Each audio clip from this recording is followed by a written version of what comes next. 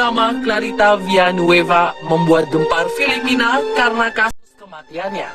Sebelum tewas, Clarita berteriak ketakutan, digigit oleh makhluk yang hanya dia sendiri yang bisa melihatnya. Clarita mengaku ada makhluk hitam besar yang ingin menghukumnya. Pihak kepolisian menduga Clarita dihantui makhluk gaib. Namun psikolog yang memeriksa Clarita menduga dia menderita gangguan mental. Tidak ada yang bisa menjelaskan secara pasti apa penyebab kematiannya. Semua dibiarkan mengambang hingga kini. Pemirsa, inilah kelanjutan misteri series Gigitan Misterius Tubuh Gadis Filipina Clarita Villanueva bagian kedua.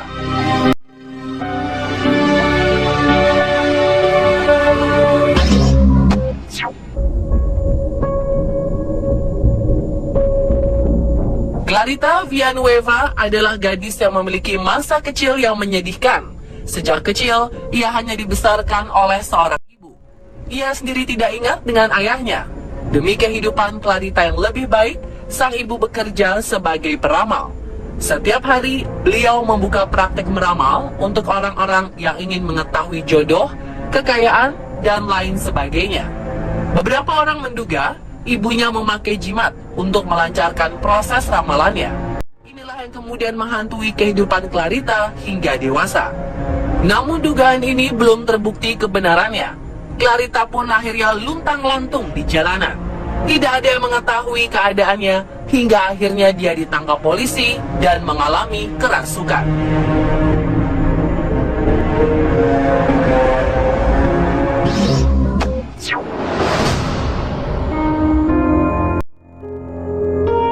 Setelah kematian Clarita, di awal 1954, seorang pendeta bernama Lester Sumrall menerbitkan sebuah buku kecil 120 halaman yang berjudul The True Story of Clarita Villanueva atau Kisah Nyata Clarita Villanueva.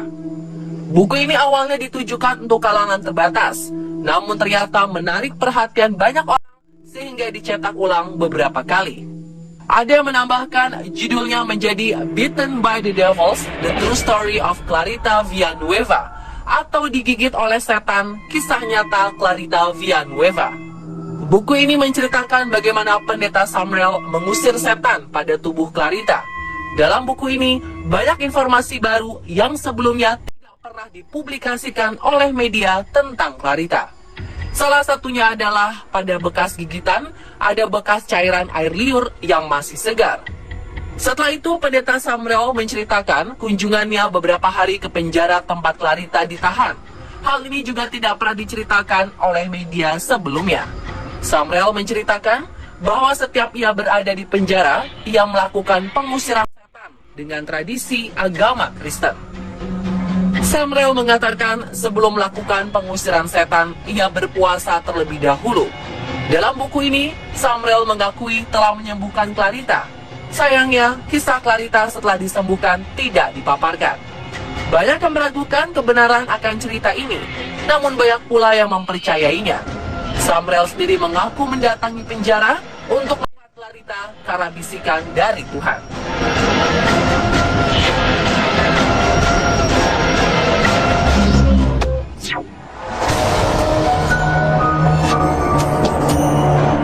Selain versi pendeta Sumrall, muncul beberapa versi penyerangan terhadap sang gadis Filipina ini. Sebuah majalah bernama Faith Magazine menceritakan bahwa Clarita mengalami kegelisahan dan berteriak-teriak seperti itu karena ia menderita penyakit epilepsi. Ada makhluk besar yang menghantuinya. Majalah ini membuat judul Stranger Than Science untuk cerita Clarita ini. Versi Stranger Than Science ini menggabungkan cerita versi terdahulu dengan versi pendeta Sumrall.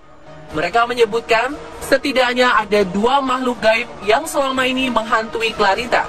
Mereka juga menyebutkan bahwa Clarita menderita gangguan saraf seperti epilepsi. Cerita ini kemudian populer hingga tahun 1959. Setelah cerita Stranger Than Science, berbagai versi cerita Clarita pun muncul.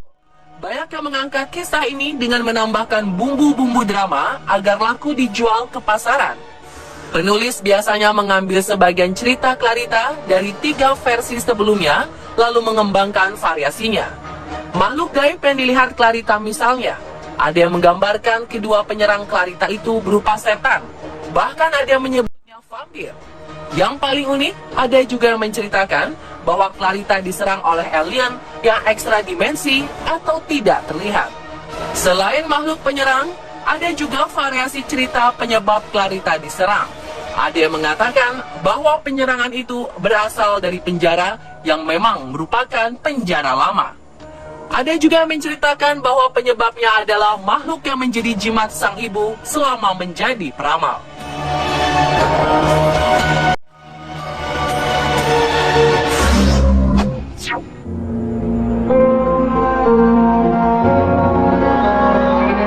Beberapa memvariasikan nama Clarita, misalnya menjadi Cinta Villanueva.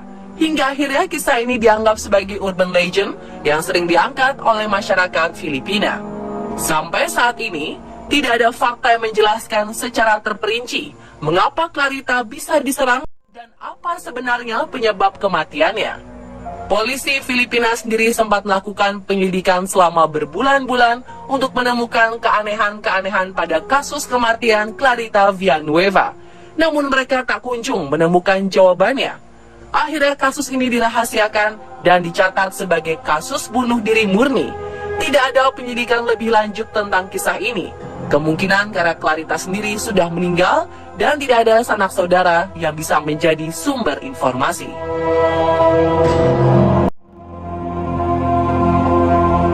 Dan pemirsa, itulah kisah gigitan misterius di tubuh gadis Filipina, Clarita Villanueva.